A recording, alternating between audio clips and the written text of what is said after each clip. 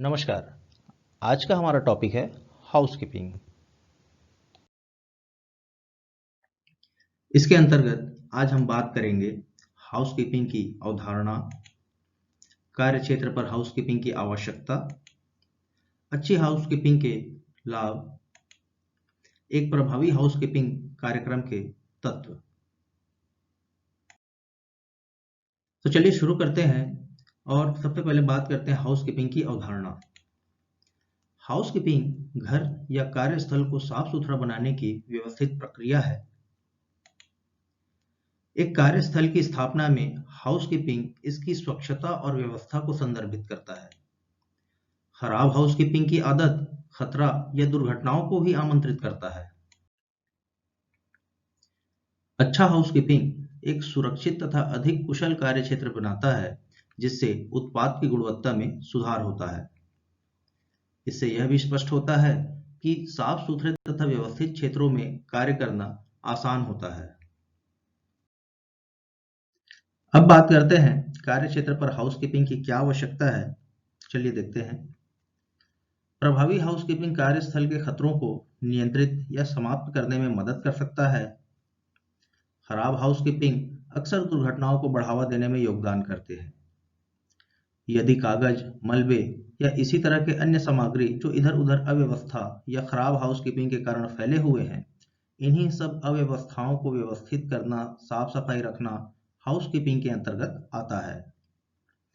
अच्छे हाउसकीपिंग से कई गंभीर खतरों को भी टाला जा सकता है। हाउसकीपिंग सिर्फ सफाई ही नहीं है, इसमें कार्यक्षेत्रों को साफ और व्यवस्थित रखना, हाल और फर्श को स्लिप और ट्रिप खतरों से मुक्त रखना और कार्यक्षेत्रों से अपशिष्ट पदार्थों जैसे कि पेपर, कार्डबोर्ड और इसी तरह के अन्य ज्वलनशील या आग के खतरों को दूर करना शामिल है। इसके लिए महत्वपूर्ण विवरणों पर ध्यान देने की आवश्यकता है, जैसे कि पूरे कार्यस्थल का लेआउट, गलियारा, भंडारण सुविधाओं की पर्याप्तता और रखरखाव। अच्छी हाउसकीपिंग भी दुर्घटना और आग की रोकथाम का एक मूल हिस्सा है। प्रभावी हाउसकीपिंग एक निरंतर या नियमित किया जाने वाला कार्य है। चलिए अब बात करते हैं अच्छी हाउसकीपिंग प्रथाओं के कुछ लाभ। सामग्री के प्रवाह को कम करने के लिए हैंडलिंग में कमी आती है। अव्यवस्था मुक्त और फैल मुक्त कार्य क्षेत्रों में कम ट्रिपिंग और फिसलन की घटनाएं होती हैं। आग के खतरों की संभावना भी कम हो जाती है। श्रमिक का कारखानों के खतरनाक जहरीले उत्पादों जैसे धूल वाष्प आदि के संपर्क में कमी आती है। आपूर्ति सहित उपकरण और सामग्रियों का बेहतर नियंत्रण होता है। अधिक कुशल उपकरण, सफाई और रखरखाव, बेहतर स्वास्थ्य के लिए बेहतर स्वास्थ्य की स्थिति, निवारक रखरखाव में सुधार करके संपत्ति में होने वाली क्षति में कमी, सुरक्षा गार्ड या चौकीदार के कार्य में कमी, मनोबल में सुधार, बेहतर उत्पादकता, क्योंकि उपकरण और सामग्री को ढूंढना यहां आसान होगा। अब बात करते हैं एक प्रभावी हाउसकीपिंग कार्यक्रम के तत्व कौन कौन से हैं। चलिए देखते हैं। मेंटेनेंस या रखरखाव, धूल और गंदगी हटाना, कर्मचारियों के लिए सुविधाएं, फ्लोरिंग या फर्श, प्रकाश व्यवस्था, गलियारे और सीढ़ियां, फैल नियंत्रण, अपशिष्ट निपटान, टूल्स और उपकरण, स्टोरेज भंडारण, क्लटर कंट्रोल या अव्यवस्था नियंत्रण। सबसे पहले बात करते हैं मेंटेनेंस या रखरखाव। वर्कशॉप या कार्यस्थल और उपकरणों का रखरखाव अच्छी हाउसकीपिंग का सबसे महत्वपूर्ण तत्व हो सकता है। रखरखाव के अंतर्गत भवन, उपकरण और मशीनों को सुरक्षित रखना है। इसमें सैनिटरी सुविधाएं बनाए रखना और नियमित रूप से पेंटिंग और दीवारों की सफाई करना भी शामिल है। टूटी हुई खिड़कियां, क्षतिग्रस्त दरवाजे और टूटी हुई फर्श की सतहों से कार्यस्थल की उपेक्षा हो सकती है। ये स्थितियां दुर्घटनाओं का कारण बन सकती हैं और यह कार्य की प्रगति को प्रभावित कर सकती हैं। इसलिए टूटी हुई या क्षतिग्रस्त वस्तुओं को जल्द से जल्द बदलना या ठीक करना महत्वपूर्ण है।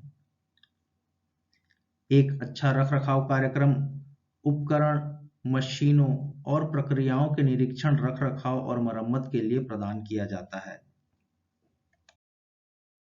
अगला है धूल और गंदगी हटाना। धूल और गंदे क्षेत्रों में काम करना अस्वास्थ्यकर होने के साथ-साथ कर्मचारियों के स्वास्थ्य के लिए हानिकारक है। इससे श्वसन तंत्र में जलन या कोई गंभीर बीमारी हो सकती है। यदि फर्श या सतहों पर धूल और गंदगी जमा होने लगे, तो किसी गंभीर बीमारी के खतरे की संभावना बढ़ जाती है। इसलिए धूल और गंदगी को दूर करने के लिए कार्यस्थल को नियमित रूप से स्वच्छ करना एक आवश्यक हाउसकीपिंग और स्वच्छता अभ्यास है। इसके अलावा कर्मचारियों या उपकरणों से धूल या गंदगी को हटाने के लिए संकुचित हवा का उपयोग नहीं किया जाना है। संकुचित हवा त्वचा के नीचे या आंखों में कोई परेशानी का कारण बन सकता है, जैसे डस्ट पार्टिकल का शरीर के अंदर प्रवेश कर जाना। ये सब भी बीमारी का कारण बन सकते हैं। वैक्यूम क्लीनर हल्के धूल और गंदगी को हटाने के लिए उपयुक्त है, जो कि खतरनाक भी नहीं है।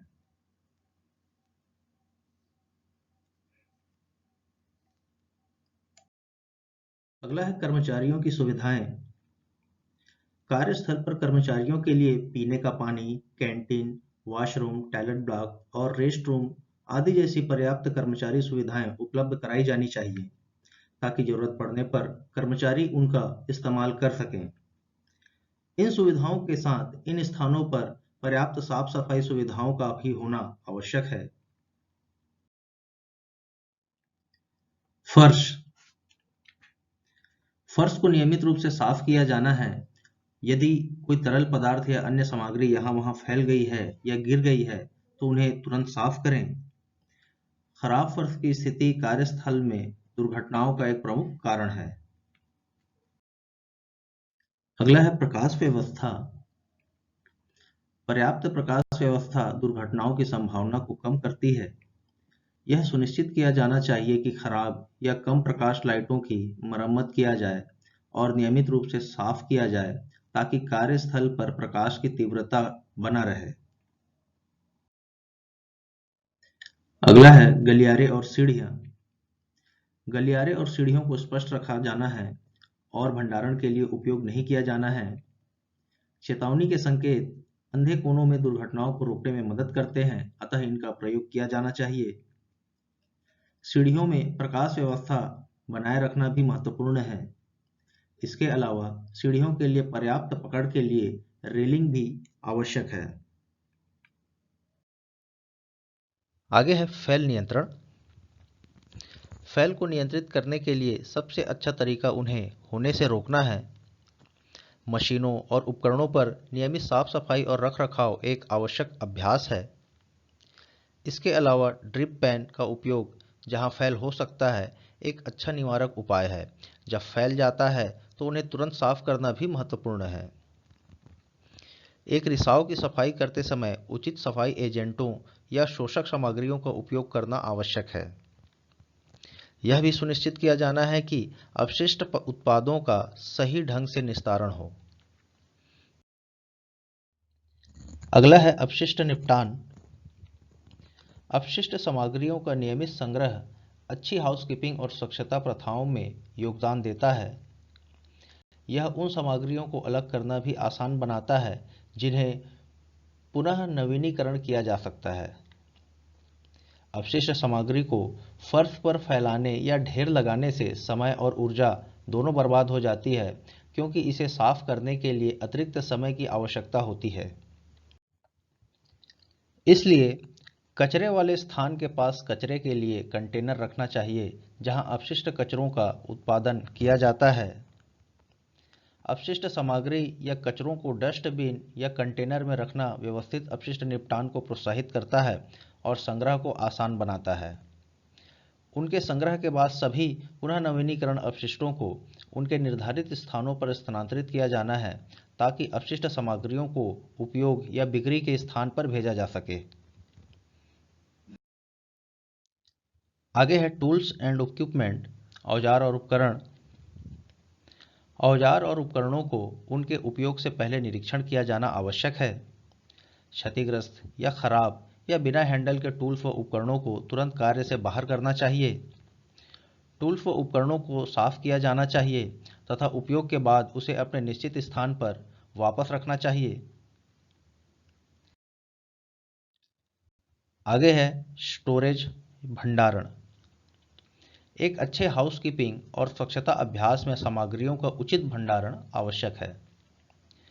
सभी भंडारण क्षेत्रों को स्पष्ट रूप से चिन्हित किए जाने की आवश्यकता है, जैसे ज्वलनशील या दहनशील, विषाक्त और अन्य खतरनाक सामग्रियों को नामित क्षेत्रों में अनुमोदित कंटेनरों में संग्रहित किया जाना है जो उनके द्वारा उत्पन्न विभिन्न खतरों के लिए उपयुक्त है। संग्रहित सामग्रियों का गलियारे, सीढ़ियों, रास्ते या आग उपकरण या आपातकालीन आईवाष्प फव्वारे, आपातकालीन वर्षा या प्राथमिक चिकित्सा स्टेशनों में किसी भी प्रकार की कोई रुकावट नहीं डाले, इस तरह से व्यवस्था करनी चाहिए। इसके अलावा यह भी महत्वपूर्ण है कि सभी कंटेनरों को ठीक से लेबल किया जाए। यदि सामग्री को सही ढंग से संग्रहित किया जा रहा है तो तनाव या चोटों, रासायनिक जोखिम और आग की अन्य घटनाओं या दुर्घटनाओं में काफ़ी कमी आ जाती है। आगे है क्लटर कंट्रोल या अव्यवस्था नियंत्रण। वर्कशॉप में अव्यवस्था आमतौर पर अच्छी हाउसकीपिंग नहीं करने की वजह से होता है। इस प्रकार के अव्यवस्थित कार्यस्थल से कई खतरे पैदा हो सकते हैं, जिसमें कोई बड़ी दुर्घटना या व्यक्तिगत चोटें भी शामिल है। अच्छी हाउसकीपिंग की आदतों को विकसित करना और उनका पालन करना महत्वपूर्ण है, जहां अनुपयोगी औजार, उपकरण, रसायन, तार और कंटेनर जैसी वस्तुओं को उनके उचित भंडारण स्थान पर रखी जाती है। अव्यवस्था न केवल बदसूरत दिखाई देती है, बल्कि किसी कार्य क्षेत्र में यह सुरक्षा के प्रति भी एक गंभीर खतरा है। तो अब तक के लिए सिर्फ इतना ही। धन्यवाद।